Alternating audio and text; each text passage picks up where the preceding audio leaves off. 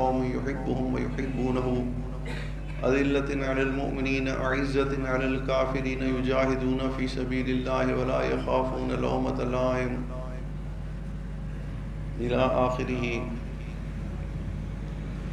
ومن قبل قال الله تبارك وتعالى ومن يكفر بالطاغوت ويؤمن بالله فقد استمسك بالعروة الوثقى لا انفصام لها والله سميع عليم.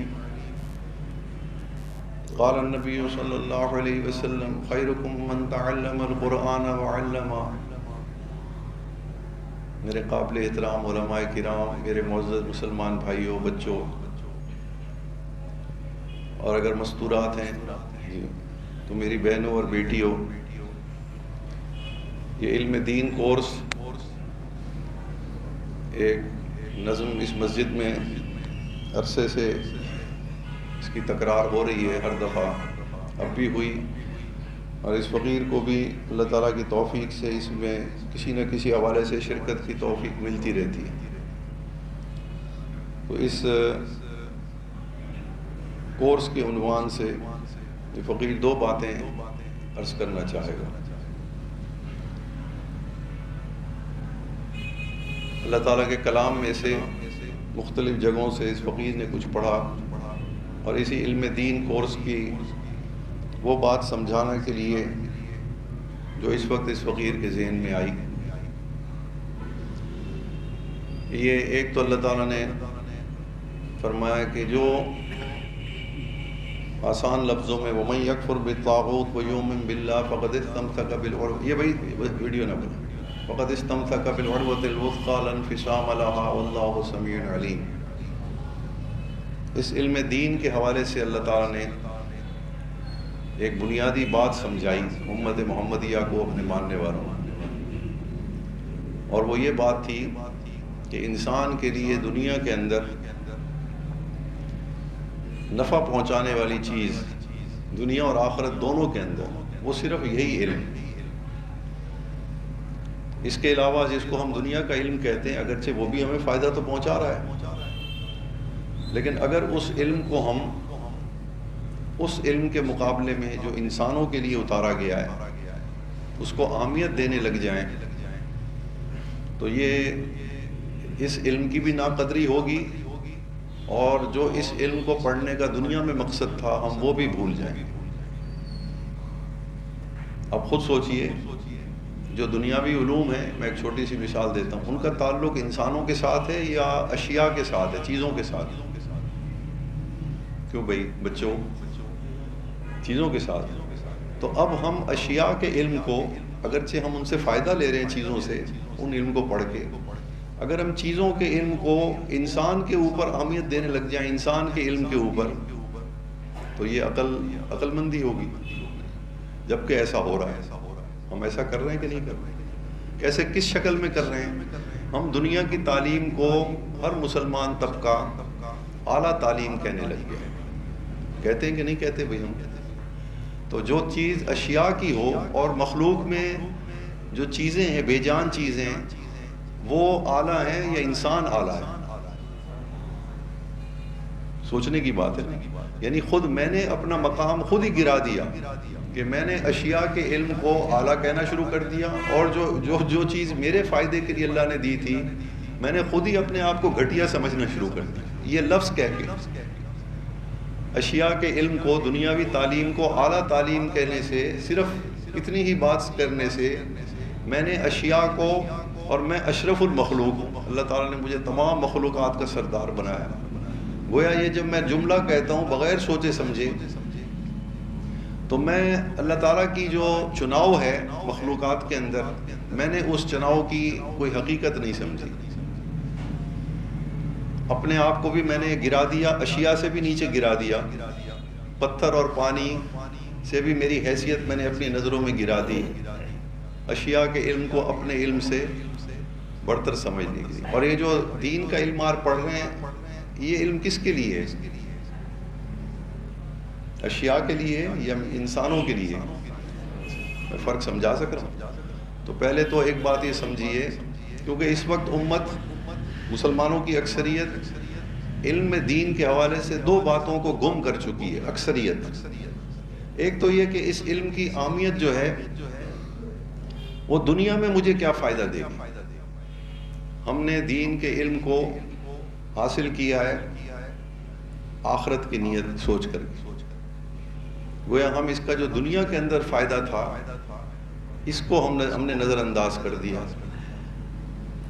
دوسرا، اس دین کے علم کا مقصد صرف علم نہیں تھا بلکہ اس سے مقصود اصل میں عمل تھا. کیونکہ اللہ تعالیٰ نے جہاں بھی قرآن مجید میں دین کا لفظ استعمال کیا، جیسے اس فقیر نے ایک آیت پڑھی ان الدین عند اللہ الاسلام، اللہ تعالیٰ کے نزدیک تو دین جو ہے وہ اعمال کا نام ہے. صرف کسی چیز کو جاننے کا نام علم نہیں، دین نہیں، بلکہ اس علم کے بعد عمل کرنے کا نام اصل دین.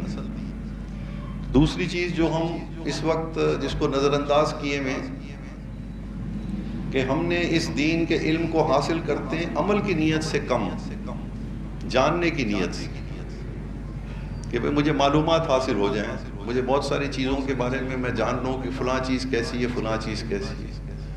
تو اس کا یعنی ہم عمل کی نیت سے اس کو نہیں پڑھ رہے، جبکہ اس کا سارا تعلق جو ہے وہ 100% عمل کے ساتھ ہے. یعنی جو چیز بھی اس میں پڑھائی جا رہی ہے وہ پڑھائی اس لیے جا رہی ہے کہ آپ نے اسی کے مطابق پھر کام کرنا ہے آئندہ. اب ہم وہ بات بھی اپنے ذہن میں گم کر بیٹھے، کیوں؟ اس لیے کہ ہم نے اس علم کے اوپر عمل کرنے کا جو ہمیں فائدہ یہاں پر پہنچنا تھا. آخرت کا عقیدہ تو مسلم ہے، ثابت ہے کہ آخرت پیش آنی ہے، ہم سب نے دوبارہ زندہ اٹھنا ہے. یہ ہمارے پاس یہ عقیدہ محفوظ ہے اور کسی امت کے پاس نہیں ہے. اور یہ بنیاد بنتا ہے دنیا کے اندر دین کے علم کو کی اہمیت کو سمجھنے کے لیے، اس کے مطابق عمل کرنے کے لیے. جب انسان کو یہ احساس ہو کہ میں نے مرنے کے بعد فنا نہیں ہونا، دوبارہ زندہ ہونا ہے اور مجھ سے کچھ سوالات کیے جائیں گے اسی چیز کے بارے میں، علم دین کے بارے میں، اس کے اعمال کے بارے میں. تو آخرت کے عقیدے کو سامنے رکھنا اس وجہ سے ہے کہ تاکہ اس علم دین کی اہمیت اور اس کے مطابق عمل کرنے کا شوق اور جذبہ ہمیشہ زندہ رہے. نہ یہ کہ صرف اس کو حاصل اس لیے کیا جائے کہ بس اس کا فائدہ مجھے آخرت کے اندر ہونا ہے. تو ہم دین کا علم اور عمل دونوں کی نسبت اب ہم نے کس کے ساتھ جوڑ لی؟ دنیا کے ساتھ یا آخرت کے ساتھ؟ آخرت. یہ وہ دو اسباب ہیں اس وقت مسلمانوں کی پستی اور کوئی وجہ نہیں کہ ہم نے علم دین کو، جو اشیاء کا علم تھا، چیزوں کے علم تھا، اس کو ہم نے اہمیت دینی شروع کر دی انسان کے علم کے اوپر. کیونکہ یہ علم اللہ تعالیٰ نے انسانوں کے لیے اتارا، اشیاء کے لیے نہیں اتارا. ہمیں عقل دی ہے کہ تم دنیا میں جب تک رہ رہے ہو، یہ چیزیں بھی میں نے پیدا کی ہیں، ان کے اندر بھی اپنی عقل استعمال کر کے ان سے بھی فائدہ اٹھاؤ، بس اس کی اتنی ضرورت ہے. لیکن یہ علم جو ہے اس کا تعلق تو میرے سر کے بالوں سے لے کے پاؤں تک کے میرے اپنے جسم کے ساتھ اس کا تعلق ہے اور میرے ماحول کے ساتھ اس کا تعلق ہے.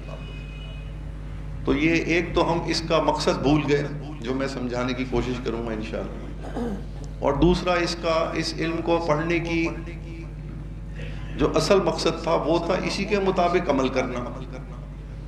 جیسے ہی پڑھا جائے ویسے ہی فوراً اس کو عمل میں لایا جائے. یہ دوسری چیز بھی ہم نے چھوڑ دی کیونکہ ہم نے اعمال کا نتیجہ، فائدہ ہم نے کہاں کے لیے جوڑ لیا؟ دنیا کے لیے یا آخرت کے لیے؟ آخرت. یہ وجہ بنی. تو اب یہ فقیر سمجھانا چاہتا ہے کہ پہلے اپنی حیثیت پہچانے. اللہ اس علم دین کو سمجھنے کے لیے اور اس کے اعمال کی اہمیت سمجھنے کے لیے پہلے اپنے منصب کو سمجھیے. اللہ تعالیٰ نے انسانوں کو 3 عہدے عطا کیے ہیں. 3 عہدے، ایک منصب اور ایک عہدہ جو ہے اس کو قرآن میں اللہ تعالیٰ نے ہمارا عہدہ بیان کیا. ہمیں اللہ تعالیٰ نے خلیفہ کہا، نائب، میرا نائب، با اختیار مخلوق، اشرف المخلوق. یہ میرا اور آپ کا منصب ہے جو اللہ تعالیٰ نے مجھے بتایا. پھر اس اعتبار سے حضرت آدم علیہ السلام سے لے کے آخری انسان جو دنیا میں آئے گا انسان کی شکل میں، یہ منصب اور عہدہ اللہ تعالیٰ نے اس کو عطا کر دیا. اسی کے اندر سے اللہ تعالیٰ نے 2 عہدے اور بھی چنے. ایک عہدہ تو اللہ تعالیٰ نے خلیفہ کے اندر سے ایک عہدہ چنا نبوت کا. اور تیسرا عہدہ اللہ تعالیٰ نے چنا ختم نبوت کا. 3 عہدے اللہ تعالیٰ نے انسانوں میں سے، خلیفہ کے علاوہ 2 اور بھی عہدے اللہ تعالیٰ نے انسانوں میں سے چنے. یہ مقصد کیا تھا خلیفہ بنانے کا؟ علم دین کو سمجھنے کے لیے یہ بات جاننی بہت ضروری ہے کہ مجھے جو اللہ تعالیٰ نے یہ اتنا بڑا عہدہ دے دیا، خلیفہ بنا دیا، اپنا زمین کے اوپر اتار دیا، تو کیا مقصد تھا؟ مقصد یہ تھا کہ میں زمین کے اوپر رہتے ہوئے ایسی زندگی گزاروں کہ اس دنیا کے اندر میں ہمیشہ بے خوف اور بے غم ہو کر کے رہوں، اور دوسروں کو بھی اپنے عمل سے کسی خوف اور غم میں مبتلا نہ کروں. کیونکہ اللہ تعالیٰ نے یہ مقصد قرآن مجید میں خود بیان کیا.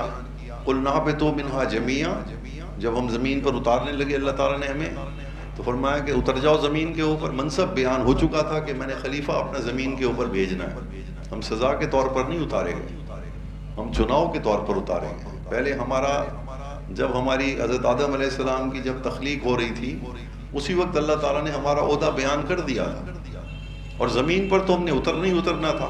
وہ تو ایک واقعہ بنا، زمین پر اترنے کا سبب بنا، لیکن زمین کے لیے تو اللہ تعالیٰ نے ہمیں پیدا کیا تھا. تو فرمایا کہ قُلْ اهْبِطُوا مِنْهَا جَمِيعًا فَإِمَّا يَأْتِيَنَّكُم مِّنِّي هُدًى فَمَن تَبِعَ هُدَايَ فَلَا خَوْفٌ عَلَيْهِمْ وَلَا هُمْ يَحْزَنُونَ. اللہ تعالیٰ نے اس خلیفہ کے لیے جو کام کرنا تھا ہم نے زمین کے اوپر، ہم آئے کہاں سے تھے؟ جنت سے. جانا کہاں ہے؟ تو جنت میں نا 2 چیزیں، خوف اور غم کو سمجھنے کے لیے سمجھیں کہ جنت میں نا اللہ نے 2 چیزیں حضرت آدم علیہ السلام کو دکھائیں کہ جا کے اپنی اولاد کو یہ بتا دینا کہ جنت میں 2 نعمتیں ہیں. ایک نعمت تو ہے چیزوں کی شکل میں، محلات ہیں، نہریں ہیں، حور و قصور ہیں، اور بھی انواع و اقسام کی چیزیں جن کو ہماری عقل نہیں پہنچ سکتی. ایک تو وہاں چیزوں کا ذکر کیا، دوسرا وہاں کے ماحول کا ذکر کیا کہ جنت کے اندر یہ ساری چیزیں ہوں گی، لیکن ان ساری چیزوں کے ساتھ ایک نعمت اللہ تعالیٰ نے دی جو اس جنت کی نعمتوں سے بھی زیادہ قیمتی ہوگی. وہ کیا ہوگی کہ جنت کے اندر ان نعمتوں کے چھن جانے کا اور چلے جانے کا خوف اور غم نہیں ہوگا. میں سمجھا سک رہا ہوں کہ نہیں؟ ہمارے باپ دادا کو، جد امجد کو اللہ تعالیٰ نے ہماری تربیت کے لیے جنت کا ماحول دکھایا. بھائی تم اس علاقے کی مخلوق ہو، تم جنت کی مخلوق ہو اصل. اب تم زمین پر اتر جاؤ. یہ چیزیں جو تم نے دیکھی ہیں، یہ چیزیں زمین پر بھی میں نے تمہارے لیے رکھی ہیں، لیکن استعمال کے لیے رکھی ہیں. بس ضرورت کے تحت اس میں سے استعمال کرنا، اس سے زیادہ نہیں. چیزیں تمہیں پھر سے یہی ملیں گی جو میں نے تمہیں ماحول دکھا دیا. مگر جنت دنیا میں جانے کے بعد تمہیں میں نے خلیفہ اس لیے بنایا ہے کہ تم جنت کے اندر زمین پر اترنے کے بعد اگر میری جو خلیفہ کے لیے جس تعلیم اور عمل کی ضرورت ہے، جو کام تم نے کرنا ہے جس تعلیم کے مطابق، اگر تم اس تعلیم کو سیکھو گے، اس کے مطابق اعمال بھی کرو گے، تو زمین کے اوپر تم جنت کا ماحول پیدا کرو. یہ ہے مقصد اس علم دین کورس کو پڑھنے اور اس پر عمل کرنے کا مقصد. چاہے وہ وضو ہو، چاہے وہ ناپاکی کو دور کرنا ہو، استنجا کے مسائل ہوں، چاہے وہ نماز ہو، چاہے وہ روزہ ہو، چاہے وہ زکوٰۃ ہو، چاہے وہ حج ہو، جو بھی عمل ہے یہ بتایا گیا جو آپ نے اس علم دین کورس کے اندر پڑھا، اور جو باقی دین شریعت کے اندر جتنے بھی احکامات ہیں جن کا تعلق عمل کے ساتھ ہے، ان سب کا فائدہ دنیا کے اندر کیا ہوگا؟ فائدہ یہ ہوگا کہ میں جب تک اس پر عمل کرتا رہوں گا، مجھ سے کوئی چیز اگر دنیا کی چھن گئی تو مجھے اس کا کوئی غم نہیں ہوگا. اور جو چیز مجھے جس کی میں توقع کر رہا ہوں کہ مجھے یہ چیز مل جائے دنیا کے اندر اور وہ نہیں مل رہی، اس کا مجھے خوف نہیں ہوگا کہ کیوں نہیں مل رہی. لیکن جس چیز کا مجھے خوشی ہوگی وہ یہ ہوگی کہ میں زمین کے اوپر رہتے ہوئے اللہ تعالیٰ کی ہدایت کے اوپر اگر عمل کروں گا تو یہ ہدایت کے اوپر عمل کرنے سے اللہ تعالیٰ خود مجھے ایسی خوشی عطا فرمائیں گے. ہر وقت میں ایک ایسی خوشی کی حالت کے اندر رہوں گا کہ جس خوشی کی زیادتی اتنی خوشی ہوگی ہدایت کے اوپر چلتے رہنے سے کہ میں دنیا کے اندر کسی چیز کے جانے کا غم بھول جاؤں گا اور کسی چیز کے نہ ملنے کا خوف مجھے ختم ہو جائے گا. اور یہی چیز میرے عمل کرنے سے دوسروں کو بھی یہ فائدہ پہنچے. اور یہ شریعت کے ہر حکم کے ساتھ یہ چیز منسوب ہے. ہدایت جس چیز کے ساتھ بھی منسوب ہے. تو اب یہ ہمیں جو اللہ تعالیٰ نے خلافت دی، تو خلافت کے لیے کوئی تعلیم اور تربیت کی ضرورت تھی کہ نہیں تھی؟ تو اللہ تعالیٰ نے وہ جو میں عرض کر رہا تھا دوسرا منصب اللہ تعالیٰ نے عطا کیا انسانوں میں سے، وہ نبوت کا منصب تھا. ہمیں زمین پر تو اتار دیا خلیفہ بنا کے، لیکن خلیفہ نے کام کیا کرنا تھا؟ کون سا علم خلیفہ کو چاہیے تھا اور کون سا عمل اس کے مطابق چاہیے تھا، یہ خلیفہ کو پتہ نہیں تھا انسانوں کو. تو اللہ تعالیٰ نے خلفاء میں سے ایک اور منصب چنا جس کو نبوت کا منصب کہتے ہیں، کہ جا کے اب انسانوں کو یہ بتاؤ کہ تمہارا منصب اور عہدہ کیا ہے، اور اس منصب اور عہدے کے لیے کس تعلیم کی ضرورت ہے، اور اس تعلیم پر عمل کیسے کرنا. تو اللہ تعالیٰ نے پھر انسانوں میں سے ایک عہدہ چنا جس کو نبوت کا عہدہ کہتے ہیں. پھر اللہ تعالیٰ نے اس میں ایک اور عہدہ چنا جس کو ختم نبوت کہتے ہیں. یہ ختم نبوت کا منصب باقی نبوت کے مقامات سے کیوں الگ ہے، اور اب ہماری ذمہ داری کیا ہے اس کے اندر؟ یہ دوسری بات میں سمجھانا چاہ رہا تھا. ایک تو تھا کہ اس علم کے مقابلے میں اگر آپ کسی بھی اور علم کو فوقیت دیں گے، اہمیت دیں گے اپنی سمجھ کے اندر، تو آپ نے اپنے منصب کو بھی خاک میں ملا دیا. اللہ تعالیٰ کی تقسیم کی بھی آپ نے قدر نہیں کی. جو کچھ اللہ نے آپ کو جو منصب اور عہدہ عطا کیا تھا وہ بھی آپ نے اس کو بھی گم کر دیا. اور پھر اگر اس علم کو عمل کی نیت سے نہ پڑھا تو زمین کے اوپر جو خوف اور غم کا ماحول ختم کرنا تھا ہم نے، وہ بھی پھر ہم سے نہ ہو سکے. یہ ہمارے دو کام تھے. تو اللہ تعالیٰ نے پھر ختم نبوت کا مقام عطا کیا. اس کا کیا فائدہ تھا؟ اس کا فائدہ یہ تھا کہ اب انسانیت کو قیامت تک کے لیے اللہ تعالیٰ نے وہ ہدایت جو خلیفہ کے لیے اب قیامت تک کے لیے کافی تھی، اور ہر قسم کے ماحول، ہر قسم کے زمانے کے لیے اس کو خوف اور غم سے دور رکھ سکتی تھی، اور اس کی وجہ سے دوسروں کو بھی خوف اور غم سے بچا سکتی تھی. وہ علم اللہ تعالیٰ نے مکمل طور پر حضور نبی کریم صلی اللہ علیہ وسلم کو عطا کر دیا. چونکہ وہ ساری ہدایت جو ہمارے منصب کے لائق تھی انسانوں کے، وہ ساری کی ساری ہدایت آ گئی.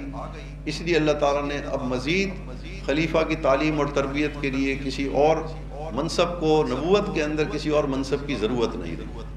لیکن اس ختم نبوت کے منصب کے بعد ہمیں ایک اور اللہ نے عزت دی جو پچھلی امتوں کو نہیں دی تھی. یہ میں سمجھانا چاہ رہا ہوں. اس علم اور اس علم دین اور اس کے عمل کی اہمیت کو سمجھیے. یہ جو اب ہم، حالانکہ منصب کے اعتبار سے تو ہم بھی خلیفہ ہیں، پچھلی امتوں کے ایمان والے بھی خلیفہ تھے، منصب کے اعتبار سے برابر ہیں، لیکن ہمیں اللہ تعالیٰ نے آخری نبی کی ہدایت جو اس امت محمدیہ کو سپرد کی، اس کی وجہ سے اللہ تعالیٰ نے ہمیں خلافت کے علاوہ جو ہمیں اللہ تعالیٰ نے عزت عطا فرمائی وہ پچھلی امتوں کو نہیں عطا فرمائی. ایک تو یہ کہ ہماری ہدایت جو ہے وہ اب تمام مخلوقات کے لیے، ادخلوا، اللہ حضور صلی اللہ علیہ وسلم فرمایا کہ بعثت الی الخلق کافہ، اب میں تمام مخلوقات کے لیے ہدایت کا علم دے کر کے بھیجا گیا.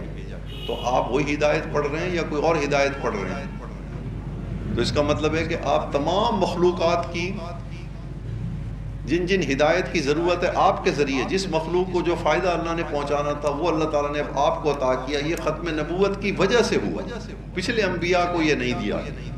ایک تو یہ عزت اللہ تعالیٰ نے ہمیں دی. گویا آپ نے جو علم حاصل کیا ہے، اس علم کا فائدہ صرف آپ کو اور زمین کے اوپر رہنے والے انسانوں کو ہوگا یا تمام مخلوقات کو ہوگا؟ تمام مخلوقات. حضور صلی اللہ علیہ وسلم کو اللہ تعالیٰ نے قرآن میں ایک اور منصب عطا کیا، وَمَا أَرْسَلْنَاكَ إِلَّا رَحْمَةً لِّلْعَالَمِينَ. یہ پچھلے انبیاء کو یہ مقام نہیں دیا گیا. تو آپ کی جہانوں کی کوئی رحمت تقسیم کس وجہ سے ہونی تھی؟ کون سی چیز آپ کو دی گئی جس کی وجہ سے آپ کی رحمت جو ہے وہ اس سے ساری مخلوق فائدہ اٹھائے گی اللہ تعالیٰ کی رحمت سے؟ وہ یہی دین کا علم اور اس کے مطابق عمل تھا. یہ اللہ تعالیٰ نے دوسرا عزت دی اس امت محمدیہ کو جو پچھلی امتوں کو نہیں دی. تیسری عزت اللہ تعالیٰ نے یہ دی کہ اس امت کے اندر اللہ تعالیٰ نے مقام شہادت عطا کیا، یعنی اب اللہ تعالیٰ نے اس امت کو پچھلی تمام امتوں کے اوپر گواہ کے طور پر چنا۔ قیامت کے دن ہم گواہی دیں گے تمام انبیاء کی طرف سے، ان کے امتوں نے جو ان کا انکار کیا تھا، اور کہ وہ عذر پیش کریں گے کہ ہمارے نبیوں نے ہمیں تو پیغام ہی آپ کا نہیں پہنچایا تھا۔ تو اللہ تعالیٰ نے اس امت کو یہ عزت عطا کی جو پچھلی امتوں کو نہیں کی تھی، کہ ہماری طرف ہمیں اللہ تعالیٰ انبیاء کا گواہ کے طور پر قیامت کے دن کھڑا کرے۔ یہ تو میں نے صرف چند برکات سمجھائی ہیں مختصر ختم نبوت کی، اور تو ختم نبوت کی لاشمار برکات ہیں جو اس امت کو اللہ نے عطا فرمائی، لیکن یہ وہ عمومی برکات ہیں۔ برکت کہتے ہیں وہ فائدہ جس تک انسان کی عقل نہیں پہنچتی، اس کو برکت کہتے ہیں۔ تو آخری نبی کی جو تعلیم ہمارے پاس اس وقت ہے، اس تعلیم کا جو فائدہ اللہ تعالیٰ ہمیں دینا چاہتے تھے، وہ اتنا زیادہ فائدہ ہے کہ ہماری عقل اس فائدے کو سمجھ بھی نہیں سکتی جب تک کہ ہم اس آخری تعلیم کو پڑھیں نہ اور اس کے مطابق عمل نہ کریں۔ اور جب ہم اس پر عمل کریں گے تو اللہ تعالیٰ نے پھر اس تعلیم کے اعتبار سے قرآن مجید کے اندر فرمایا کہ جب تم اس علم کو پڑھو گے عمل کی نیت سے، تو پھر تمہیں سمجھ میں آئے گا کہ میرے حکم سے زیادہ، میری تعلیم سے زیادہ اور کوئی خوبصورت تعلیم نہیں ہے جو انسان جس کو حاصل کر سکے۔ وَمَنْ أَحْسَنُ مِنَ اللَّهِ حُكْمًا لِقَوْمٍ يُوقِنُونَ۔ دوسری جگہ فرمایا کہ میرے نبی کی جو تعلیم، جو میں نے اپنے نبی کو دے کے، آخری نبی کو جو تعلیم دے کے بھیجی ہے، اگر تم اس تعلیم کو عمل کی نیت سے پڑھو گے، عمل کرنے کی نیت سے، تو تمہیں نظر آئے گا کہ میرے نبی کی ہر عمل جو ہے وہ تمہارے لیے بھی اور تمام انسانیت کے لیے نتائج کے اعتبار سے خوبصورت ہے۔ لَقَدْ كَانَ لَكُمْ فِي رَسُولِ اللَّهِ أُسْوَةٌ حَسَنَةٌ۔ اور اللہ تعالیٰ نے ہمیں اسی عمل کی برکت سے، صرف علم کے نہیں، عمل کی برکت سے اللہ تعالیٰ نے ہمیں ایک اور عزت عطا فرمائی کہ اللہ تعالیٰ جو درود اور سلامتی نبی کے اوپر بھیج رہے ہیں، ہر اس امتی کے اوپر جو اس امت کا فرد حضور صلی اللہ علیہ وسلم کی تعلیمات کے اوپر عمل کرے گا، عمل کی نیت سے اس علم کو پڑھے گا، اس کے اوپر بھی وہی سلامتی اور درود نازل ہوں گے جو نبی کے اوپر بھی، ختم نبوت کی برکت سے۔ وَالَّذِي يُصَلِّي عَلَيْكُمْ وَمَلَائِكَتُهُ لِيُخْرِجَكُم مِّنَ الظُّلُمَاتِ إِلَى النُّورِ۔ وہ تمام برکات، انعامات جو اللہ تعالیٰ نے حضور صلی اللہ علیہ وسلم کو عطا فرمائے، ہمیں اللہ تعالیٰ نے حضور صلی اللہ علیہ وسلم کی برکت سے، ان کے ساتھ جڑنے کی وجہ سے ہمیں اللہ تعالیٰ نے وہ سارے انعامات ہمیں بھی عطا فرمائے۔ تمام دنیا حضور صلی اللہ علیہ وسلم کے لیے سجدہ گاہ بنا دی گئی، ہمارے لیے بھی ہے کہ نہیں؟ دشمن کا رعب آپ کے دل میں ڈالا گیا، فرق صرف مسافت کا تھا، بس ہماری مسافت تھوڑی ہے، لیکن حضور صلی اللہ علیہ وسلم کی دشمن 1 مہینے کی مسافت پر فاصلے کے اوپر ہوتا تھا تو اس کے اوپر آپ کا رعب چھانے لگ جاتا تھا۔ تو یہ آج کی دنیا نے یہ رعب دیکھا کہ نہیں کفر کے اوپر آپ کی امتی کا؟ جو 6 چیزیں، 6 فضیلتیں جو اللہ تعالیٰ نے حضور صلی اللہ علیہ وسلم کو دیگر انبیاء پر عطا فرمائی تھیں، وہ اللہ تعالیٰ نے حضور صلی اللہ علیہ وسلم کے اس علم کو پڑھنے کو اور اس کے بعد عمل کرنے کے لیے وہ مجھے اور آپ کو بھی اللہ نے عطا فرمائی۔ اور ایک اور بڑی نعمت اللہ نے عطا فرمائی، ان الذین آمنوا باللہ ورسولہ اولئک هم الصدیقون والشہداء عند ربہم۔ یہ ایک اور مقام ہے، اس کے اندر بظاہر اعمال کا، اس آیت کے اندر عمل کا کوئی تعلق نہیں ہے، اگرچہ مفسرین نے اس آیت کو صحابہ کرام کے لیے اور کامل ایمان کے ساتھ منسوب کیا ہے، آمنو کے یہاں کو، لیکن یہاں ایک اور نقطہ ہے، وہ آمنو نہیں، وہ نقطہ ہے رسول ہی کا۔ ہمیں اللہ تعالیٰ نے یہ عزت دی ہے کہ اگر ہم حضور صلی اللہ علیہ وسلم کے اوپر ایمان لے آئیں صرف اس آیت کے تحت، تو اللہ تعالیٰ ہمیں تکذیب سے بچا لے۔ یہودیوں نے حضرت موسیٰ علیہ السلام تک تمام پیغمبروں کی تصدیق کی کہ نہیں کی؟ لیکن جب حضرت عیسیٰ علیہ السلام آئے تو وہ صادق رہ گئے یا کاذب ہو گئے؟ کاذب ہو گئے، کیونکہ ان کو مانا جو نہیں۔ وہ تکذیب کے اندر جو یہودی حضرت عیسیٰ علیہ السلام تک زندہ تھے، وہ حضرت موسیٰ علیہ السلام کی پر ایمان لانے کی وجہ سے تو مومن تھے، وہ صادق تھے، صدیقین میں سے تھے، لیکن وہ یہودی حضرت عیسیٰ علیہ السلام پر ایمان لانے کی وجہ سے کس درجے میں چلے گئے؟ کاذبین کے درجے میں چلے گئے۔ اسی طرح سے حضرت عیسیٰ علیہ السلام کے ماننے والے حضور صلی اللہ علیہ وسلم کے اوپر جب آپ کا دور آیا تو تمام عیسائی اور یہودی جنہوں نے حضور صلی اللہ علیہ وسلم سے آپ کے اعلان نبوت سے پہلے، وہ تمام صدیقین میں سے تھے، کیونکہ انہوں نے اپنے پیغمبروں کی تصدیق کی ہوئی تھی۔ لیکن جب حضور صلی اللہ علیہ وسلم پر ایمان نہیں لائے تو ان کی پچھلی پیغمبروں کی تصدیق بھی اللہ تعالیٰ کے ہاں ختم ہو گئی۔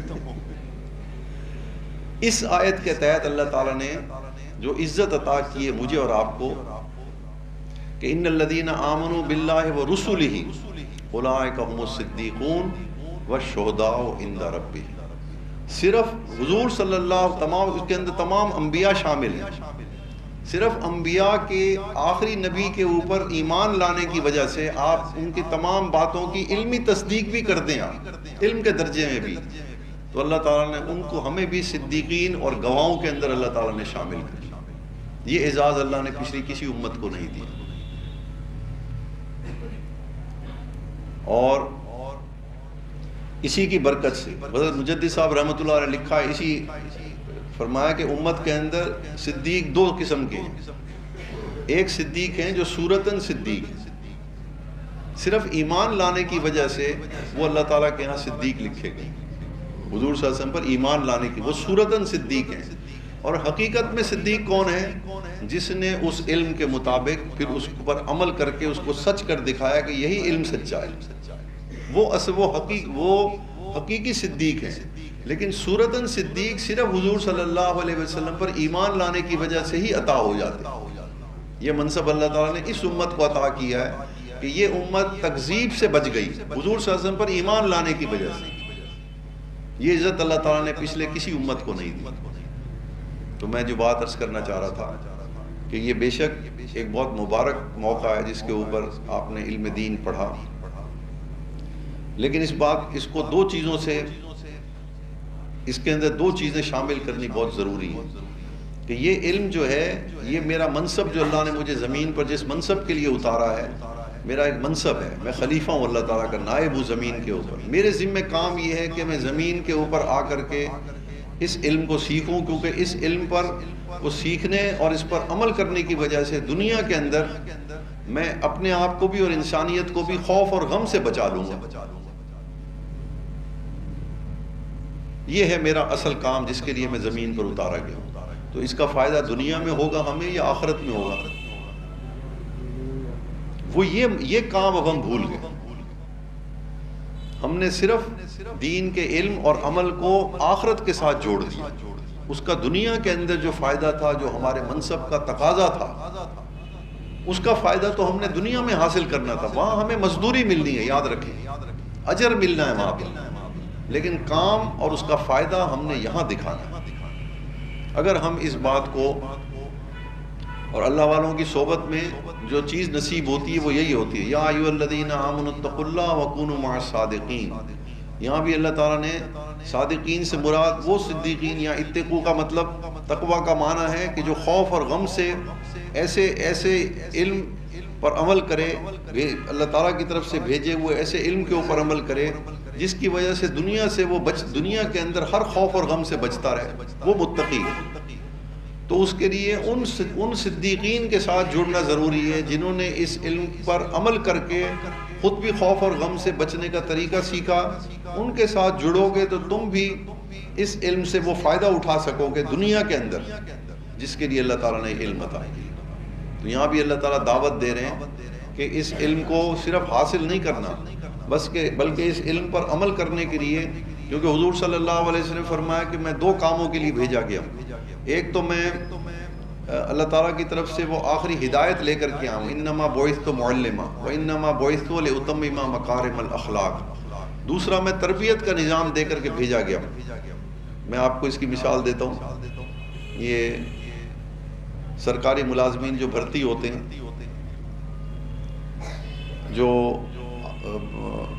بڑے عہدوں کے اوپر جو ذمہ داری کے لیے بھرتی ہوتے ہیں، جیسے اسسٹنٹ کمشنر بنتے ہیں کسی ضلع کے اندر، پھر آگے ترقی کرتے ہیں، کمشنر بنتے ہیں، پھر سیکٹری بن جاتے ہیں، تو یہ گھر سے اٹھ کر کے بن جاتے ہیں یا ان کو کسی تربیت اور تعلیم اور تربیت کی بھی ضرورت ہوتی ہے؟ تو اپنے آپ کو پہچانیے، اپنے آپ کو پہچانیے۔ ہمیں ایسی زمین پر اللہ تعالیٰ نے بھیج دیا،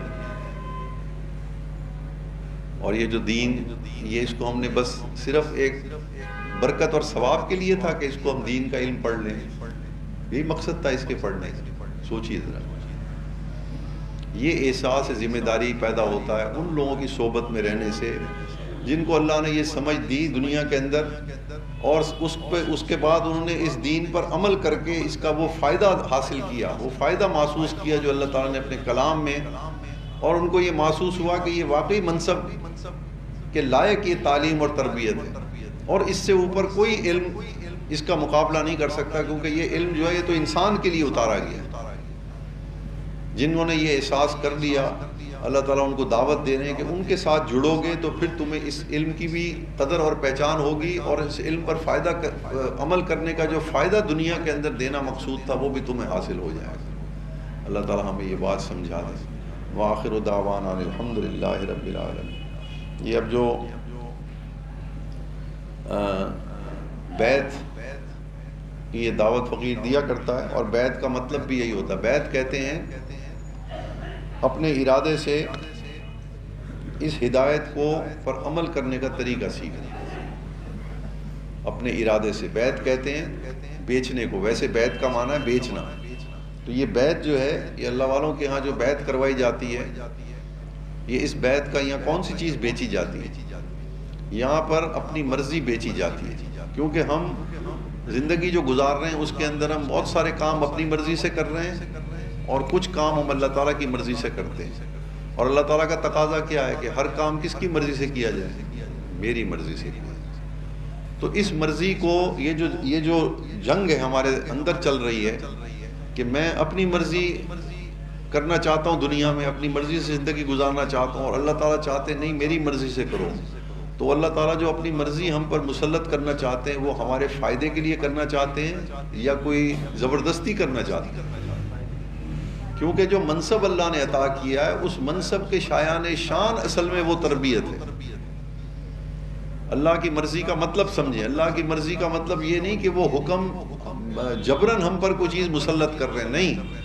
اللہ نے ہمیں ایک بہت بڑا انعام دیا ہے، اس انعام کو ہم سمجھ نہیں رہے۔ اگر ہم اس انعام کو دنیا میں سمجھ لیں تو ہم کوئی کام بھی اللہ کے حکم کے خلاف کریں گا۔ اس کام کو سمجھنے کے لیے ایسے لوگوں کے ساتھ جڑنا ضروری ہے جن کو اللہ نے یہ سمجھ دے دی، اور اپنے ارادے کے ساتھ ان کے ساتھ جڑنا۔ تو یہ سودا جو ہے بیعت کا، یہ جو بیچنا ہے آپ نے، یہ آپ نے اپنی مرضی بیچنی ہے۔ اور کس کو بیچنی ہے؟ اللہ تعالیٰ کو بیچنی ہے۔ اور اس میں ایک محنت ہے جو آپ نے کرنی ہے کہ میں اپنی مرضی کیسے چھوڑوں؟ میں تو اپنی مرضی کے مطابق زندگی گزارنا چاہتا ہوں، میں اللہ تعالیٰ کی ہر کام میں اللہ کی کیوں مانوں؟ یہ جو ضد ہے ہمارے اندر، یہ ہماری بے وقوفی کی وجہ سے، کیونکہ ہم نے اپنا اس دنیا کے ماحول کے اندر رہتے ہوئے ہم اپنی حیثیت بھول گئے، وجہ صرف اتنی ہے۔ تو ان ایسے لوگوں کے ساتھ جن کو یہ حیثیت یاد آ گئی دنیا میں، انہوں نے اس حیثیت کے مطابق تعلیم حاصل کی، اسی کے مطابق عمل کرنا سیکھا، ان کے ساتھ جڑ جانے سے انسان کو اپنی مرضی چھوڑنی اللہ کی خاطر آسان ہو جاتی ہے، اور اللہ کی مرضی حاصل کرنا آسان ہو جاتا ہے۔ اسی لیے جیسے علم دین کورس ہے، اگر آپ یہ اس کو گھر میں بیٹھ کر کے پڑھتے اسی کتاب کو تو آپ اتنا سمجھ سکتے جو استاد کے ذریعے سمجھ آئی ہے۔ اسی طرح سمجھیں عمل کو بھی، عمل بھی سیکھا جاتا ہے۔ اگرچہ آپ نے اس کے اندر احکامات تو پڑھ لیے کہ وضو کیسے کرنا ہے، استنجا کیسے کرنا ہے، نماز کیسے پڑھنی ہے، یہ آپ نے الفاظ تو سیکھ لیے، لیکن ان الفاظ کے ساتھ ساتھ ہی آپ کو اس کی پریکٹیکل اور عملی تربیت بھی ضروری ہے، اور اس کے وہ اثرات اور فائدے جاننے بہت ضروری ہیں جو اس حکم کے ساتھ اللہ تعالیٰ نے جوڑ کے رکھے۔ مثال کے طور پر ایک چھوٹی سی مثال دیتا ہوں۔ اللہ تعالیٰ نے فرمایا کہ اقم الصلاۃ، آپ نے نماز کے مسائل پڑھے کہ نہیں؟ اب اللہ تعالیٰ فرما رہے ہیں اقم الصلاۃ، آسان لفظوں میں ایسی نماز پڑھو ان الصلاۃ تنہی عن الفحشاء والمنکر، جو تم سے اپنی ہر مرضی چھڑوا دے، اپنی مرضی سے تم کوئی کام کرنا چھوڑ دو، نماز تمہیں یہ فائدہ دے گی دنیا کی۔